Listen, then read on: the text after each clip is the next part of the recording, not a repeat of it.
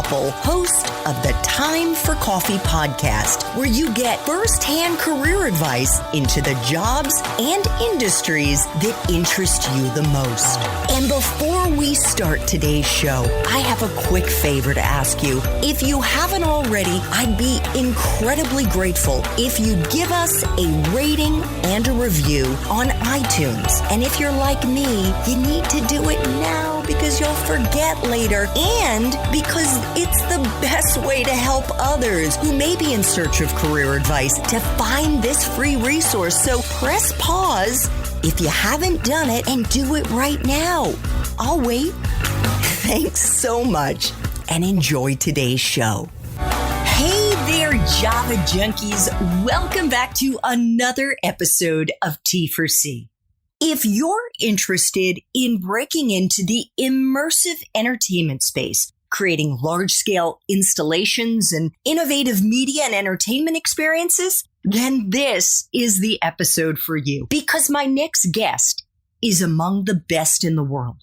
But before I introduce you to Michael Counts, I want to make sure you've signed up for the Java Junkies Journal. That's T4C's weekly newsletter, and it comes out bright and early on Mondays with unique insights into dozens of different industries from the professionals who are actually working in them. Just head over to the Time for Coffee website at time4coffee.org, and the sign-up box is right there. Now, my Java lovers, please grab your mug and take a chug of your favorite caffeinated brew, because it's time for another caffeinated career conversation. And my guest is Michael Counts, a 25-plus year pioneer of immersive entertainment, creating large-scale installations, theatrical productions, and innovative media and entertainment experiences, often in unconventional spaces throughout the world. He was hailed as a mad genius by the New York Times and one of the most fertile imaginations working in New York theater today by Time Out New York. His clients have included Michael Kors, MetLife, Amgen, The Walking Dead, and the Baltimore Orioles, to name just a handful. And Michael has worked in a wide range of contexts and locations, including a performance on the side of a mountain in Japan, a custom-designed bus that made Times Square and the surrounding streets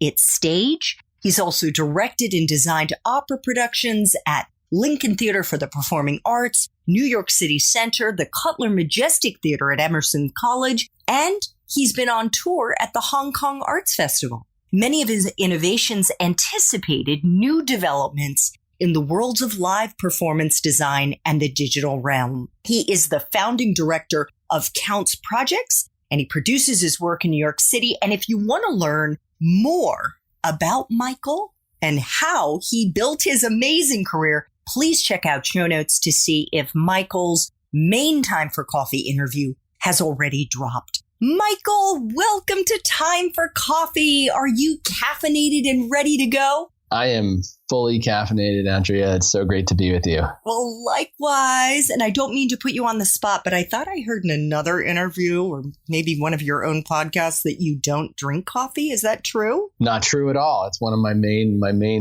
staple of my diet. Oh, thank God. Because if it hadn't been the case, Michael, it would have been a really short conversation. I'm just kidding. But it's so great that you love coffee. What is your brew of choice? Well, I live in Brooklyn Heights, and there's this great little place called Lassen and Hennig's. It's been around since the 60s, and they have just fantastic coffee. So we brew it at home, and it's quite special. We bring it with us literally. If we leave town, we bring a pound of ground Lassen and Hennig's coffee with us. Oh my God! That so touched my caffeinated heart. I can't even tell you the idea that you travel with your own coffee. That's beautiful. Okay, Michael. Let us dive into the 10 espresso shots to help our young listeners who are passionate about the arts, in particular immersive theater, to break into this industry. So what entry-level jobs are available to young people who want to get into this field? Well, I think there are entry-level jobs from being a production assistant or a stagehand or an assistant director. But one of the greatest things about immersive theater and outdoor site-specific theater, which is sort of a specific subset of immersive theater, is that anybody can do it. And there are many brilliant and visionary productions that have happened with minimal budgets and just people coming together to make something cool happen. So I think that it's one field in which it's not just, hey, how do I enter the big system? You can create your own system. And that's how I got into it originally as a college student. I love that. So what you're saying is immersive theater is kind of like the iPhone is to filmmaking. Yeah, that's right. No one was offering me big theaters when I was 21 years old. And therefore I started doing productions out on the streets of my college campus and then in New York City where I grew up. And that was the start of it all. Oh my God, I love it. And again, check out show notes to see if Michael's main time for coffee interview is dropped, where we are going to get into all of that. So Michael, what is a useful hard and soft skill or skills that you look for in the young people that you hire? Creative problem solving, just thinking out of the box. I often liken doing a production to solving a Rubik's Cube. You have to really just be responsive to what's happening in the moment, because really great creative people, in my experience, take the unexpected and take what would someone else might view as a setback and turn it into an opportunity. And so creative problem solving to me is like by far the most important skill for people to have. So have you actually solved a Rubik's Cube? You know what? I actually never have. I've never solved a Rubik's Cube, but it's like my favorite metaphor for a multi-sided puzzle. Yeah, well, me neither. So I'm just glad and relieved to hear that you haven't, because I was thinking, damn, I guess I'm not really a creative problem solver. All right. What about someone's major, Michael? Is it a deciding factor to get into immersive theater? In other words, if they haven't studied theater as you did, or if they haven't studied the arts writ large, music, whatever the case may be, is it a deal breaker? Not in the least. In fact, technically, I have a major in theater, but really my focus was on many things beyond theater. I studied film, I studied art, I studied performance art, I studied poetry, I studied dance, and a lot of visual art, and specifically the 20th century sort of avant-garde. And to me, like, that's where, one of the things about immersive theater and immersive entertainment is that it's really trying to reinvent the form. And I think in that respect, it's often beneficial to come at it from an unlikely angle, which I did. And so I came up with non-traditional solutions because I was coming at it from a non-traditional background. And I should add that you also studied economics. I did.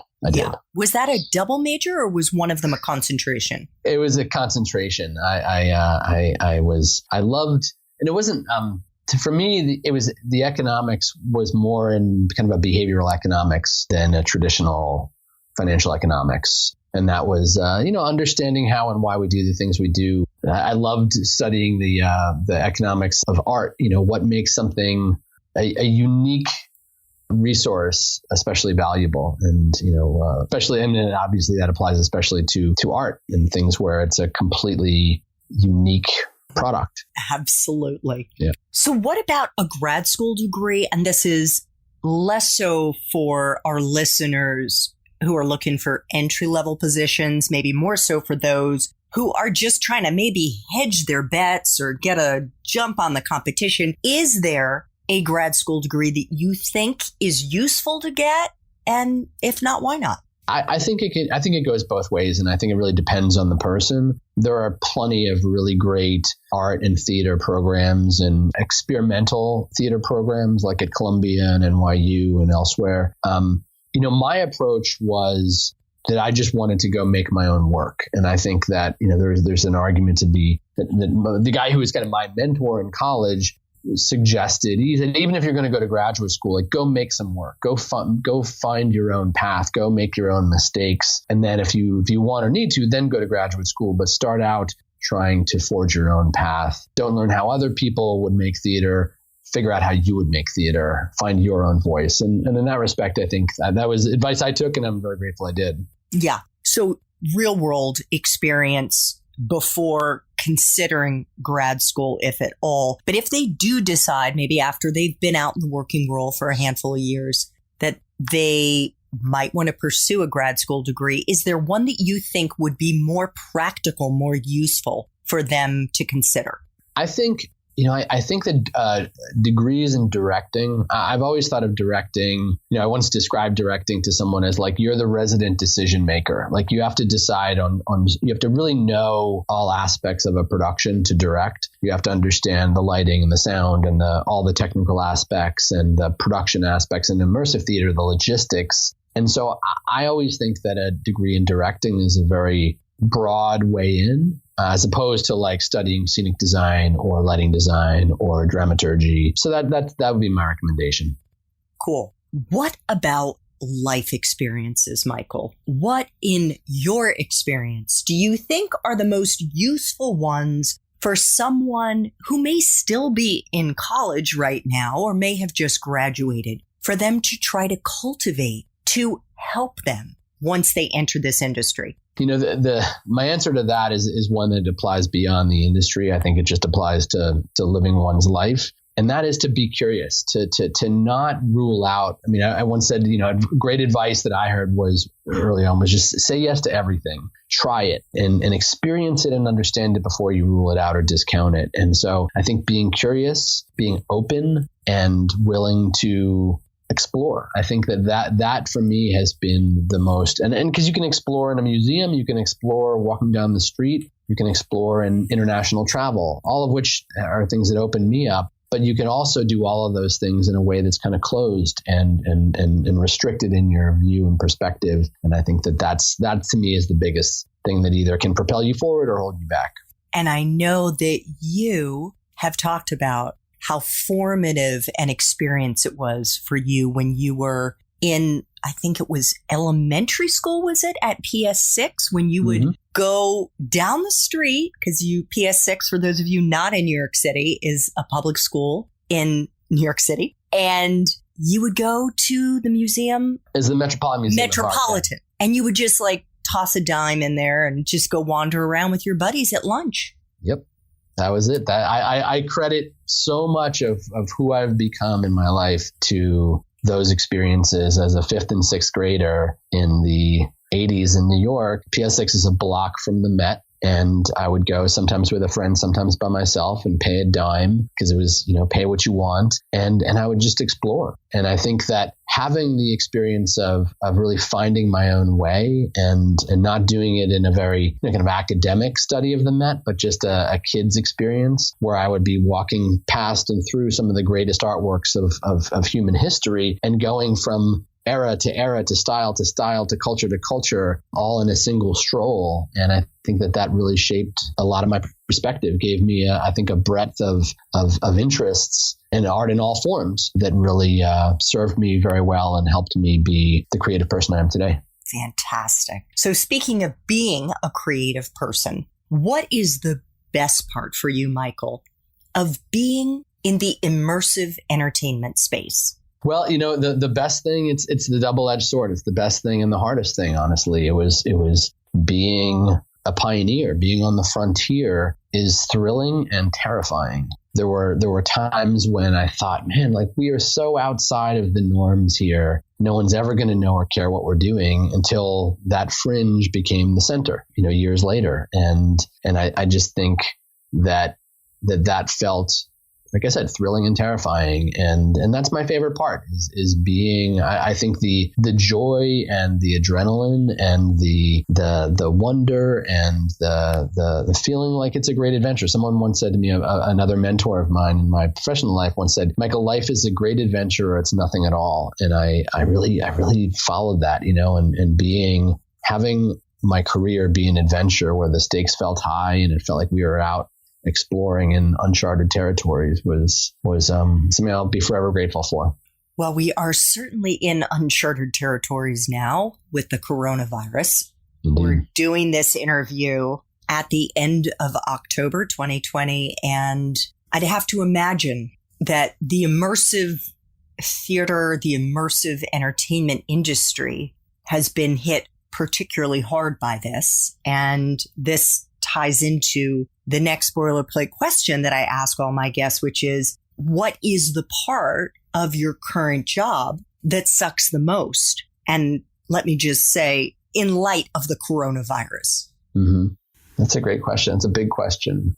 I think that people can't really convene now. And this is to watch the industry, not just of immersive theater and immersive entertainment, but the entertainment field generally has just been really knocked on its ass, in this time. And I know a lot of really talented people, like Tony nominated choreographers and, Broadway dancers and singers and actors who have just left New York for good, presumably. And it's really, it's tragic. A lot of people in entertainment are really struggling. Some of the great long running shows in New York that are, were immersive in nature closed, and many of them may not reopen.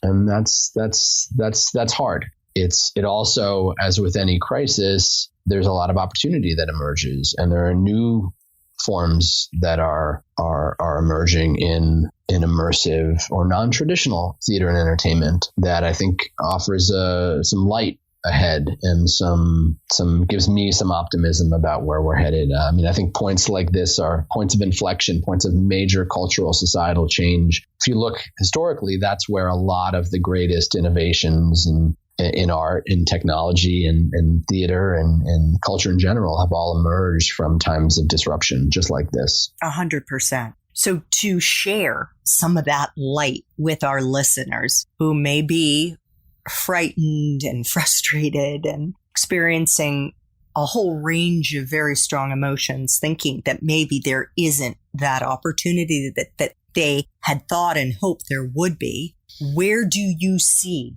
the new forms emerging? I saw a show on Zoom recently that I thought was brilliant, and it used new tools that had never been used before in a theatrical context, and it used them in a way that was really compelling and clever. And I think, as COVID started, I was advising on a production that was originally going to happen in Las Vegas and now may happen elsewhere, which is, this is going to be a throwback to maybe our youth, but there was a movie in the 90s called The Game. It was David Fincher, starred Michael Douglas and Sean Penn, and it sort of proposes that there's this game that's being played, and people can sort of it's its own form of kind of immersive entertainment, if you will. And I think a lot of people really thought it was just this wild concept that maybe someday something like that could happen. And over the last several years, I've been working on developing something like that. And I think that kind of experience where the show is around you and out in the world, and you experience it in bits and pieces, and it's more like a theatrical narrative has been laid over reality, I think that will emerge in a really robust way now that people are less interested or open to being, sitting side by side in a traditional theater or walking inside of an enclosed space, even if they're milling around in an immersive context. I think immersive is going to go way beyond the bounds of buildings and interior spaces. And that's exciting to me. Love it. So 3 final espresso shots. Okay. You've already given us some real gems here in terms of advice. But what would you say the best career advice you've ever gotten was?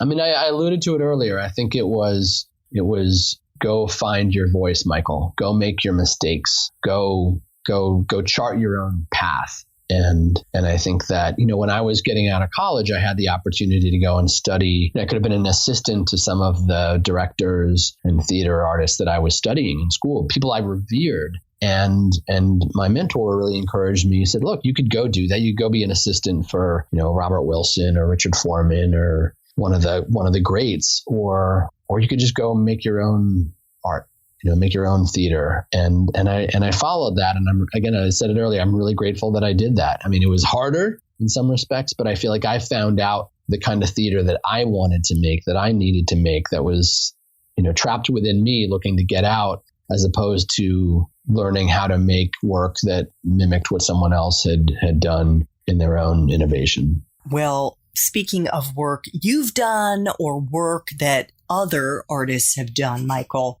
are there any movies or Netflix, Amazon, Hulu shows? I should probably also put in there just like immersive entertainment or books that you think accurately depict this profession? Well, I mentioned it already, but where I think entertainment is going, immersive entertainment, is something akin to The Game. So if you haven't seen David Fincher's The Game, check that out. Excellent. Yeah, that's, I think, the biggest one because it inverts reality and fiction in a way that is really beautiful. I'm sure there are others, but that's the one that leaps to mind. I was just thinking of that movie. Oh, gosh. The one where they're dreaming. Inception? Oh, yeah.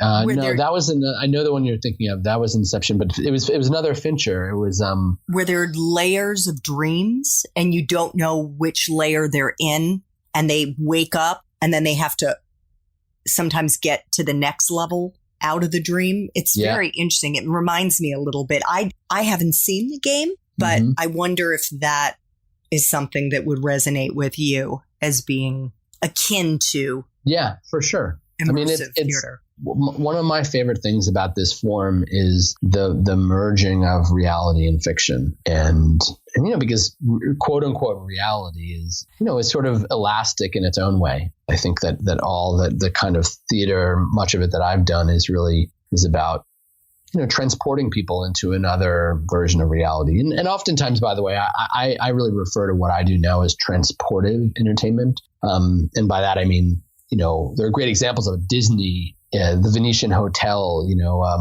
indoor water parks, indoor skiing facilities. Those are transportive entertainment experiences that take you somewhere that's a form of virtual reality, in effect. Yeah, I love that. And I love the word elastic. That's so evocative. It really is. Final espresso shot.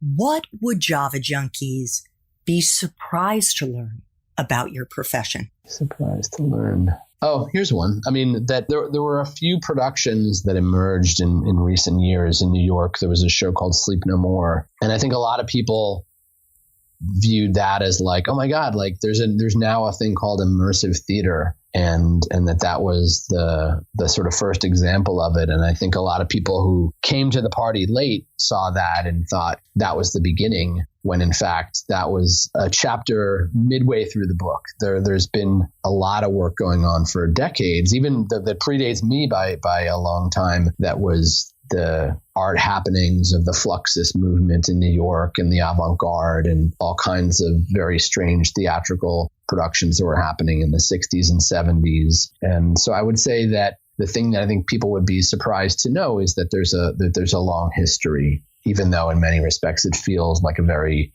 emergent form of art and theater and entertainment. It goes way back.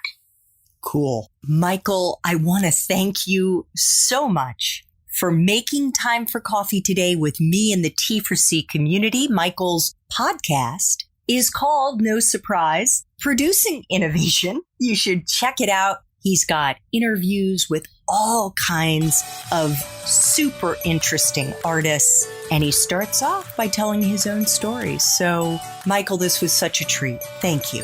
My pleasure. Thanks for having me. Thanks so much for listening to this latest episode of T4C. And if you're interested in learning more about my coaching services for confused college students and recent grads, feel free to check out the Time for Coffee website under the coaching tab at time4coffee.org or text me at 202-236-5712. That's 202-236-5712.